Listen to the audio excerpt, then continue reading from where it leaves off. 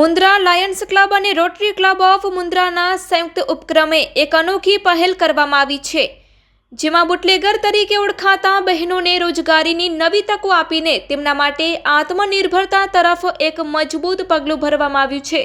Mundra police સ્ટેશનના PI Rakesh ઠુંબરના નેતૃત્વમાં ક્લબના પ્રમુખ અને અગ્રણીઓએ આ બહેનોને સિલાઈ મશીનો વિતરણ કર્યા, જેથી તેઓ સ્વાવલંબનનો માર્ગ અપનાવી શકે।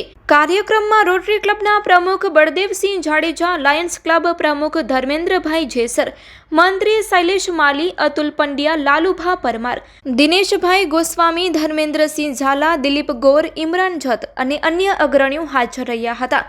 આ પહેલનો મુખ્ય હેતુ એ છે કે બહેનો મુશ્કેલીનો સામનો કરી રહી છે, તેઓને કાયદેસર રોજગારી મળી રહે અને તેઓ પોતાના પરિવાર સાથે સુખ શાંતિથી જીવી શકે।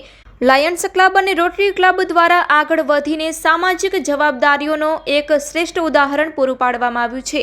આ કાર્યક્રમ માત્ર મદદ માટે નહીં, પણ સમાજમાં પોઝિટિવ પરિવર્તન લાવવાના ઉદ્દેશથી કરાયો હતો।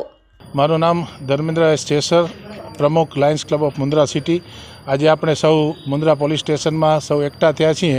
એના પાછળનો એકમાત્ર ઉદ્દેશ્ય સરકારશ્રીનો હેતુ છે કે જે લેડીઝ વર્ગ જે છે એમને એક પગભર કરવા માટેનો એક આયોજન છે। સરકારશ્રીની સૂચના મુજબ પશ્ચિમ વિભાગ કચ્છ પોલીસને જે સૂચના મળી એના અનુસંધાને અત્યારે 6 બહેનોને સિલાઈ મશીન અર્પણ કરવામાં આવે છે। Lions club Mundra city, rotary club અને સાઈ શિપિંગના ભાઈ શ્રી મનોજભાઈ કોટક અને દંબા ઝાલા તરફથી તો એ એક કાર્યક્રમ હતો અને આના માટે લાયન્સ ક્લબ, રોટરી ક્લબને પણ સહયોગ માટે સાહેબે યોગ્ય ઠેરવ્યા, એના માટે અમે એના આભારી છીએ। અને ભવિષ્યમાં અમારી પર બહેનોને વિનંતી છે કે આ જે સિલાઈ મશીનના સંચા છે, આપને સિલાઈ નહીં આવડતી હોય તો સિલાઈ માટેના પણ અહીંયા ક્લાસરૂમ ચાલુ છે, તો એમાં પણ અમે વ્યવસ્થા કરવાનો પ્રયત્ન કરશું।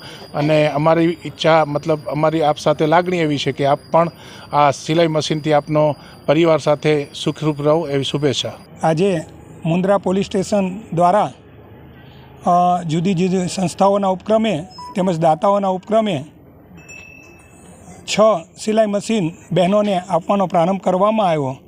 એ બહેનો કે જે હવે સામાજિક સમરસતાની રીતે એક આપણા સાથે જ ભળી જશે અને પોતાના કામ ધંધાની અંદર વ્યસ્ત બની અને સારા માધ્યમથી રોજગારી ઉત્પન્ન કરશે।